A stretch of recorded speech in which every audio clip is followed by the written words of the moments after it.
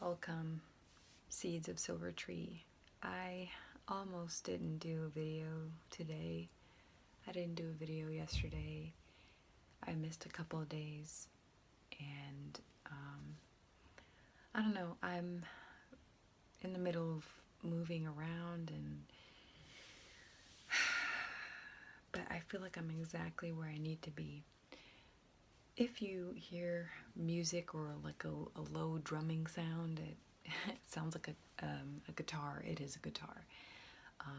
Someone has their guitar hooked up to their amp, and so, you know, having live music in the air is very confirming for me because I'm a musician and I'm kind of slowed down and kind of entered into this space of like the standstill. And anywho, but it inspired me to play some music, so I picked up my harp and played for about 15 minutes, and it was nice. I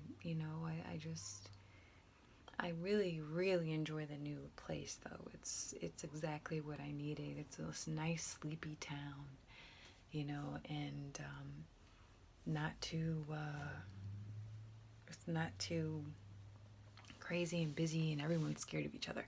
Because when I lived in a city, everyone has this energy, this tunnel vision, and everyone is scared to talk.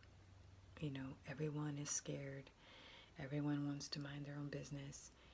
So the place with the most densely populated areas are probably one of the most loneliest places to be compared to a small town.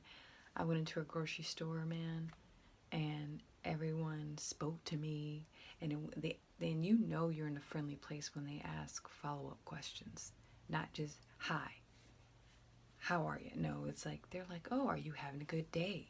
I'm like, what? Are you asking me if I'm having a good day? Wow, thank you. Yeah, yes I am. Are you? And I just love that kind of human interaction. Then in the city, it's just a huge vibe, a huge difference, change. So here I am, and I'm in this quaint place for the next couple of weeks, and while I make my next move. But I'm happy, and am I really happy? Part of me just really didn't feel like making this video. Oh, and this warning water in the back, so sorry about that. But yeah, I have to be honest, you know, it's all about authenticity and being transparent nowadays, so I'm not gonna try to fake it till I make it. I'm being real with you. I didn't feel like making this video about forgiveness and the inner child. However, I'm going to speak on the inner child regardless. The inner child. Now, in the the thumbnail picture, yeah, you see me with my eyes closed, and I do want you to take a moment, you know, after you watch this video, to close your eyes and imagine what your inner child looks like. Just imagine what he or she looks like, or they, you know, if you're caught up in the whole pronoun thing. But yeah, if you know, this is something that's new to you, it's okay. For me, this is something that has been revealed to me because I chose to allow myself to experience it. It's all about allowance. It's not about forcing yourself to believe it. Or the believing in the magic of life. It's not about trying. It's about allowing yourself to be in life. And I think that's one of the most mystical, magical things that we can understand, is believing in, or what I'm trying to say, it's this connection to allowing, because all that we seek, we already are. And a wonderful, beautiful mentor told me to stop chasing after what you're seeking, because anything you chase will run away from you, and anything you run away from will chase you.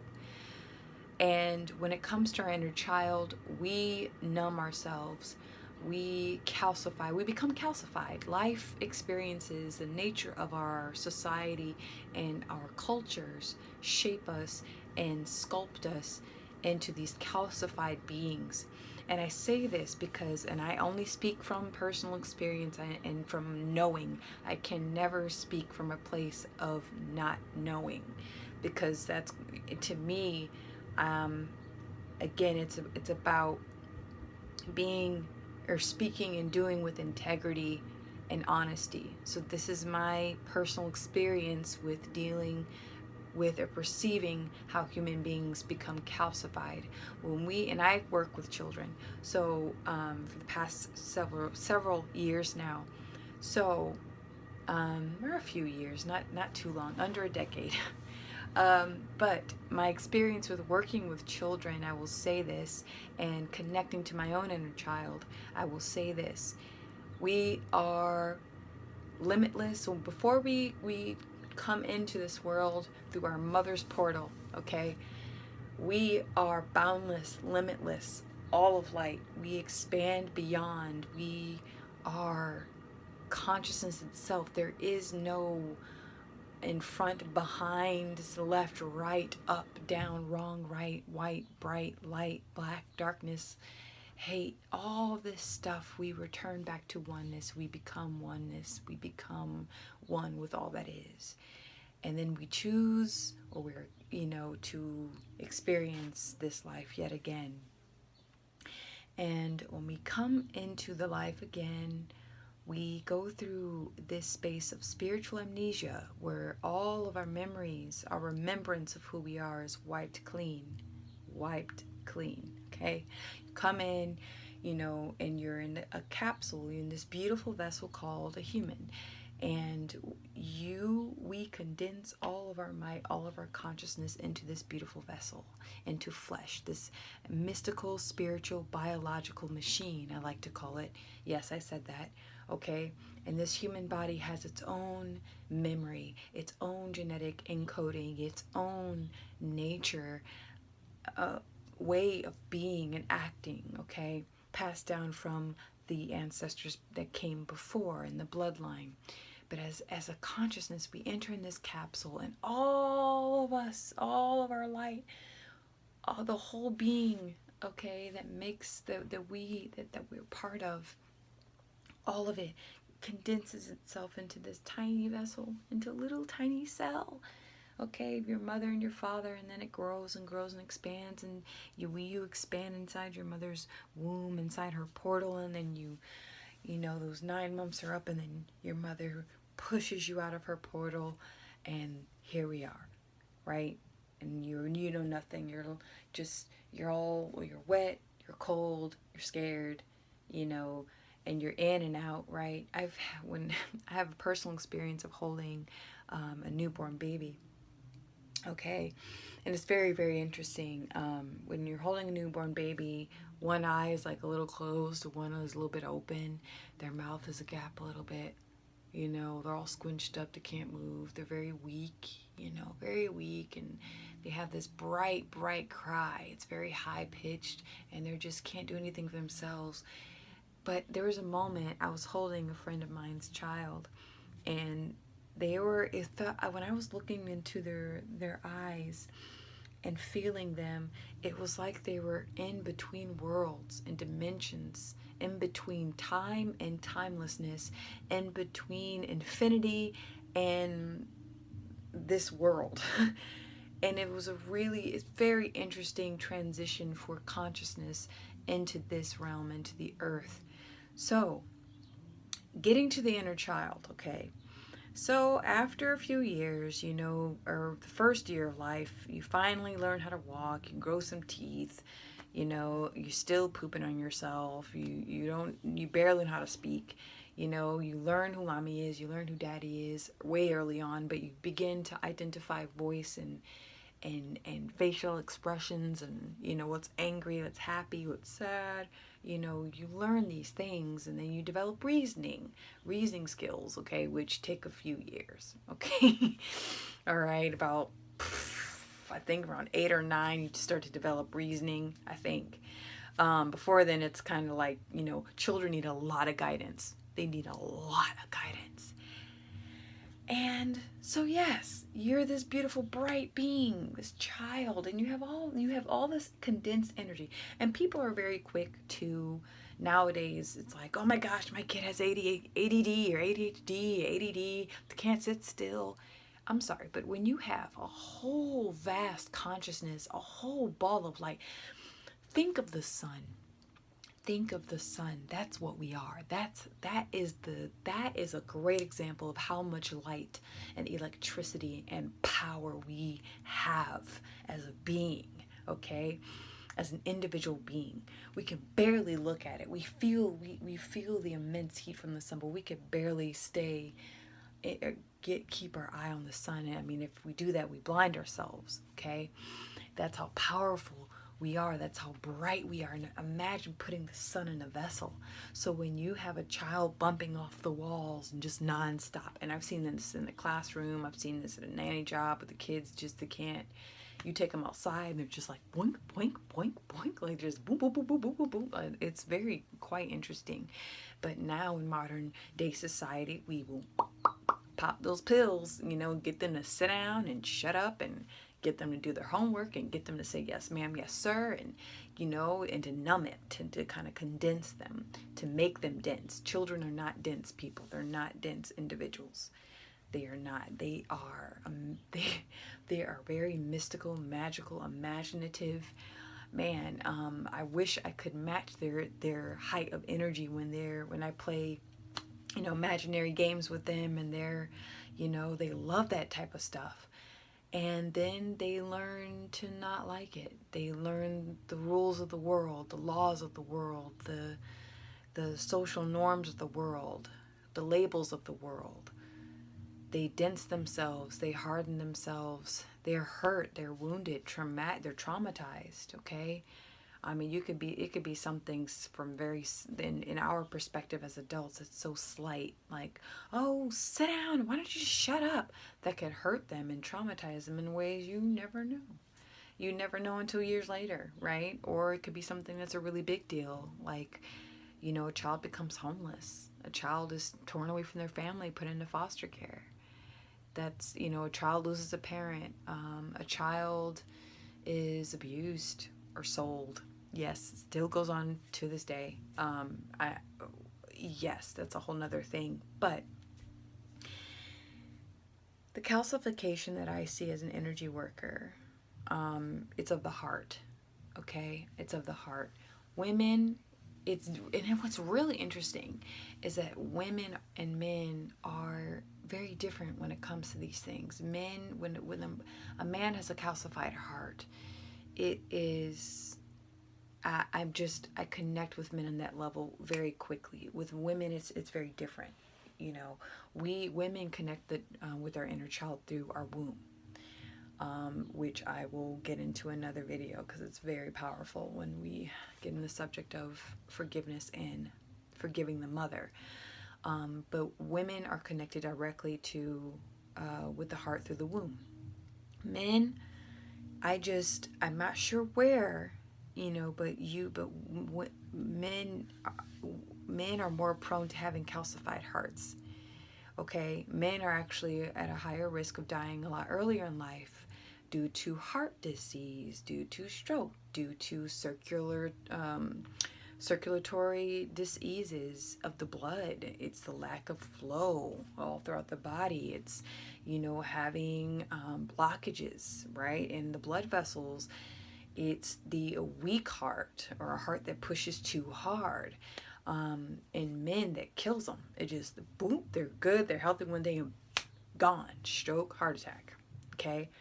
Not saying women don't have the same thing, but it's more pronounced in men because men are more susceptible of having calcified hearts. And I'm speaking on a metaphysical level. I'm not just talking about scientific or medical. I'm talking about the metaphysical and the spiritual, energetic way. This is how I perceive my life and my life around me. There are people who are like me, who are similar to me, and there are people who are not. They're very much in tune with the reality that is shaped and built for them.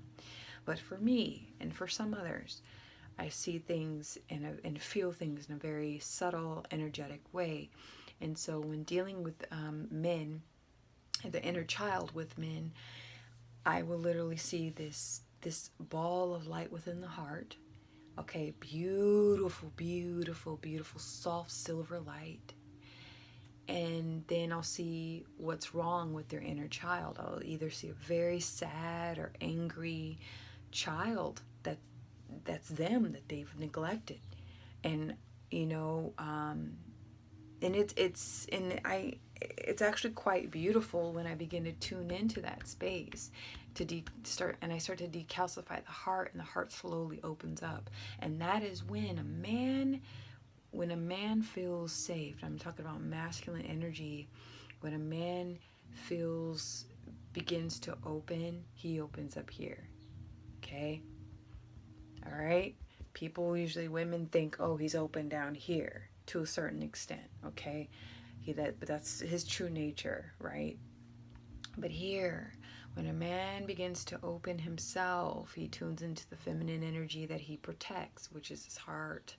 And so he opens up. And I've seen this happen where it's almost like a shell. It just kind of like starts to crack open slightly, open.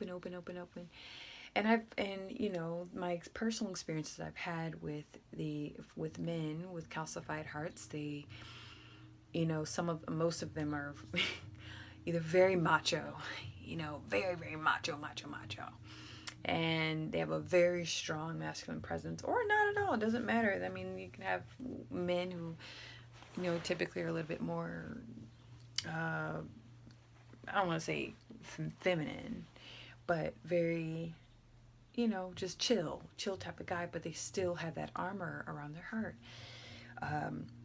And it's when at that crucial moment where I'm just the heart center is just starting to crack open.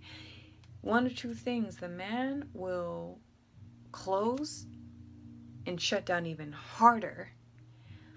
Okay, when he's not ready, or when he feels afraid, or he just bursts wide open. So it's a very rare occasion where I've met a grown man, and this is subconscious, on a very subconscious level. This isn't like the other part. The other party is very much aware of this energy work. No, this is something that just naturally happens. It's spontaneous for me, and I'm super aware of it. Men can feel it. They can feel a difference. Their demeanor changes. Their speech changes. That we start to access parts of themselves that they don't really express to other people when they don't want to express that type of vulnerability. So the inner child of, within the heart does this, unfortunately. And, and it's something, decalcifying the heart to reach the inner child takes time, takes patience, and it takes compassion and compatibility, because most women I've come across, we women, sometimes I would hear, oh, he's so closed off, I can't reach him, I can't get deep with him. And sometimes, and I have to be super honest, because I've had to face this myself personally with my male friends and my male lovers. Sometimes you're just not the right person. You're not the person for them to do that job. You're not the one that's supposed to crack their heart open. And that's kind of a hard pill to swallow for most women, because we want to be that nurturer, right? We're naturally just nurturing. We like to nourish. We like to heal. It shows up in so many different ways for us women, but it's very, very, very, I don't know how else to put it. Like, it's just, you have to just kind of understand. It's almost like one doctor may be great for this patient, but this patient, this one doctor and this one patient are great. They're in tune with each other. The patient can communicate what they're feeling. The doctor understands what the patient is feeling. They can communicate and they can link up, and then, you know, they can do a lot of healing work. The doctor can get in and heal the body. The patient can communicate what's wrong, and they can do this exchange in a very balanced way. But if you have a doctor, okay, and a patient, and the patient has no idea what the doctor's saying, the patient can't understand the language of the doctor's not understanding the pain of the patient, you're going to have miscommunication, you're going to have unhappiness, it's not a compatible matchup. So just because someone is capable of doing a great deed for you doesn't mean that it's the right person to do the deed. And that's just, I have to say it, you know, one spiritual teacher may not be good for you, but this teacher would be perfect for that other person. So it's all about compatibility and, you know, the willingness. And here's another thing that women do a lot. And we try to force healing. We try to force these men open. We try to force the inner child outside of the man's heart. And don't do that, because what happens when you have someone who has the potential of opening their heart, but you go about it the wrong way, out of force, it calcifies even harder and harder and harder, to the point, even if that person consciously wanted to reach you too on a higher level, they can't, because subconsciously they're just been forced. It's like, no. It's like the inner child feels like it's been ignored for so long, and it's numbed out so long, it's pretty much in a cave. Just, okay, so don't force men to do it. Women, your inner child, you access this. We have an easier time, I'm gonna say, we do. I mean, in other ways, we have a lot more of a challenge in other ways, but when it comes to connecting with our inner child, it's through the womb. Now, if you shut down your womb, and this can, there's so many causes of having a womb shut down, which is, you know, trauma, physical trauma to the womb, emotional trauma, psychological trauma, any type of trauma to the womb, okay? You know, the heart can shut down. Or if a woman doesn't feel safe and secure, she's not in a safe environment where she feels like she can be herself, if she feels threatened in any way, that womb's shutting down, the heart shuts down. Why do I say that the womb and the heart are connected? We have energy channels within the body. You can find this in Eastern medicine, ancient medicines, Western medicines, not the, you know, it's usually found in Eastern medicines when it comes to the energy channels in the body. We have hundreds, I think probably even thousands of channels. Primarily we just focus on the chakras from, you know, India, but there's smaller ones. But there's a channel, a very, very, very important channel from the cervix that goes all the way up to the heart center, okay? You know those valves that are in the heart, right? They open and close, you know, allow the blood to come through the atriums, right? The ventricles, I think. I'm not sure. I took anatomy back in the day, but they open up like this, letting the blood flow, you know. Well, when a woman's heart is broken, okay, or she is traumatized as a child in any way that's like fragments her spirit type of trauma, it will, she gets, it severs the gate. It severs the gate between the cervix and the heart.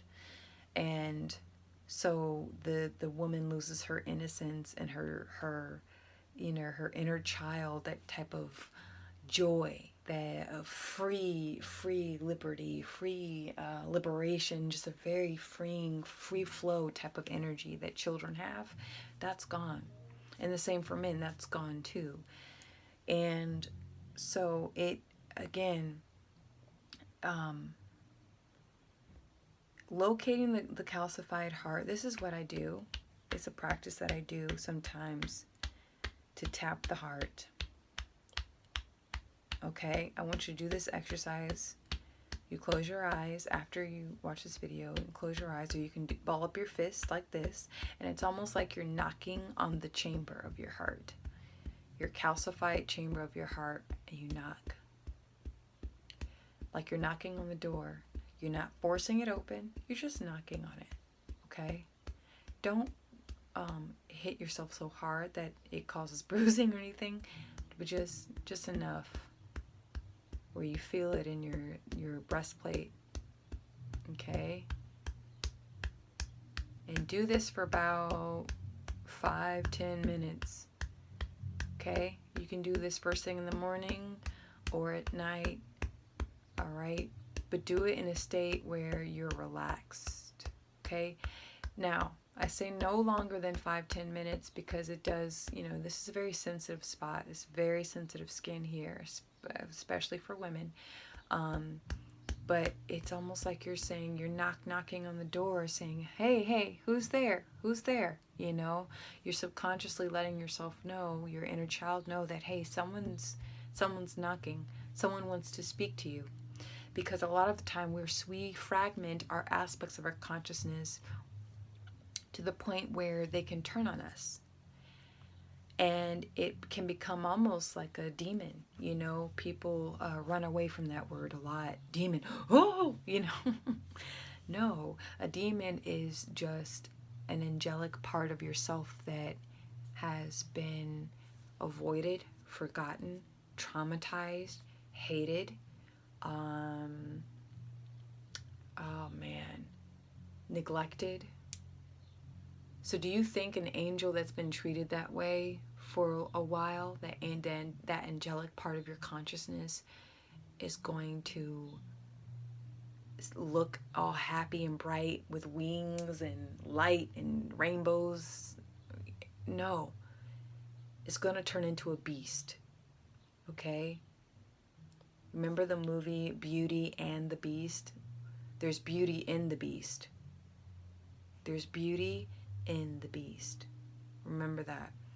If you just knock hard enough. And Belle, the character in Beauty and the Beast, she was Beauty. She was knocking on that beast's heart. She knew. You know, that beast, roar, get away from me, roar, right? It was horrible. And the castle, his castle, his cave, that scary cave was symbolic of his heart. It was symbolic, that curse, right? That curse. We curse ourselves. The calcified heart is a cursed heart. Okay? And he slowly but surely, because she was patient and she was compatible. Okay, don't force compatibility. You can't do it. You can't be forced. It's there or it's not. Right? It's one thing to be patient, but it's a whole nother level to be compatible. And so you just knock, or just do a light tap like this if the knocking's too hard. Just say, hey, I'm here, you know? Slowly just tap on that heart. Also, what would help is to get a portrait of yourself as a child, put it in a frame, and I would like you to put it near your bed or on your altar, so that every morning or every night or during the day, you're looking at yourself, the innocent child in you. You're looking. I'm going to grab my picture so you know that I have one.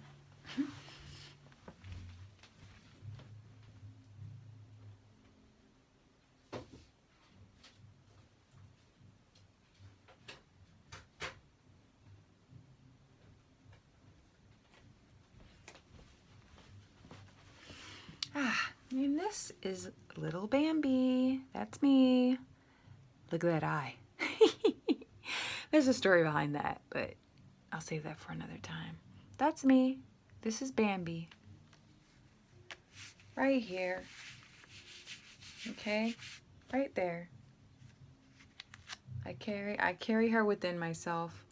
And if, you know, I've been on the move, so I haven't had the time to have practice or rituals to connect with her. But she shows up, and I just kindly let her know that she's not forgotten. All right?